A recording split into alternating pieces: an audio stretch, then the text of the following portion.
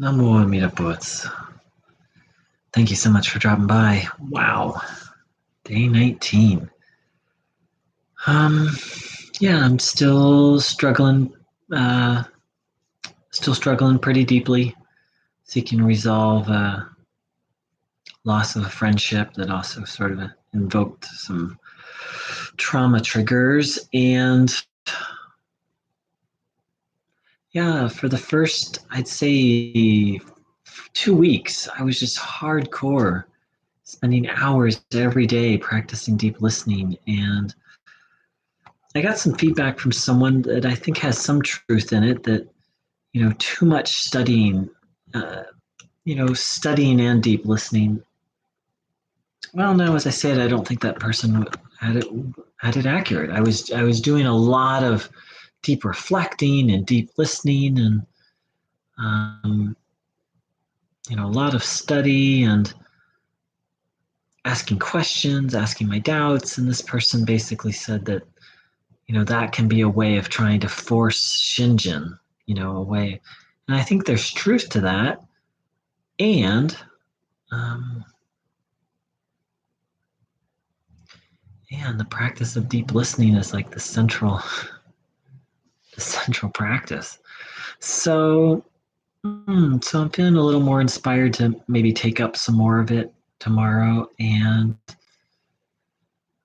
yeah, I'm just really I was kind of high, I think, for the first 2 weeks. And now I'm kind of struggling a little bit.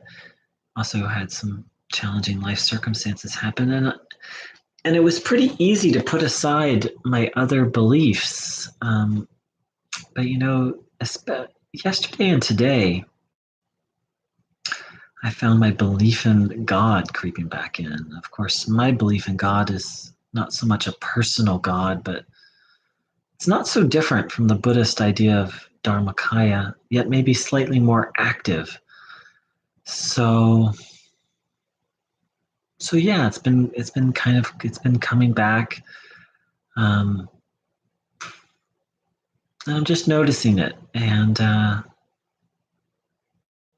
not sure what to do in this. This is an interesting process I'm engaged in, and for anyone who is seeking to have established Shinjin, these um, the video diaries are just me documenting my process.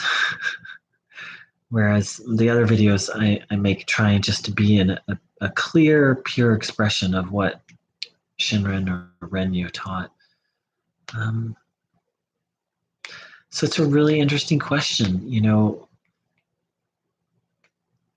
that I'm being with. Amitabha Buddha obviously has an impact in our samsaric journey, but I've heard it explained that he doesn't make us a better person per se, but just lifts us out of samsara. And of course, as Shinjin is awakened, that can lead to a personality transformation. But that's not the goal per se. But what I'm struggling with is this question of to what extent does Amitabha impact our lives and impact our personality, and to what extent does the Dharmakaya, the ultimate Buddha nature, the ultimate Buddha that is all around us, kind of like the Force from Star Wars, right? In Star Wars, they say Force it surrounds us, it penetrates us, it binds the universe together, right? I think that's what Obi-Wan said. Very reminiscent of Dharmakaya. And then the question is, does that fundamental Buddha nature, that fundamental goodness, does it help? Does it help us at all? And that's kind of the fundamental belief that I set aside. My theology wasn't super complicated before I decided to set it aside for this Jodo Shinshu dive, but it definitely contained this idea that there is a higher power that helps and heals. Now, that's not so different from the idea of Amitabha saving us, but the type of help and healing that Amitabha does, at least in very strict Jodo Shinshu, is just the awakening of Shinjin. So that belief in an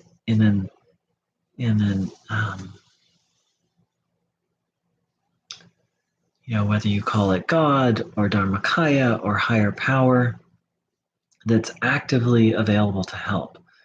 That's been kind of creeping in the last couple days, and I'm not sure what I want or need to do with it in this exploration, this deep dive in Jodo Shinshu.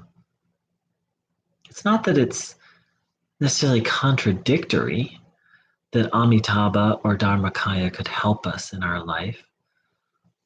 It's just not necessarily emphasized or contained, I think, in Orthodox Jodo Shinshu. So those are my meanderings, and while I'm in a good mood right now, it's been a very, very hard, dukkha-filled day. It's been a dukkha day. And yeah, thank you so much for dropping by this video. Namo Amida Butsu.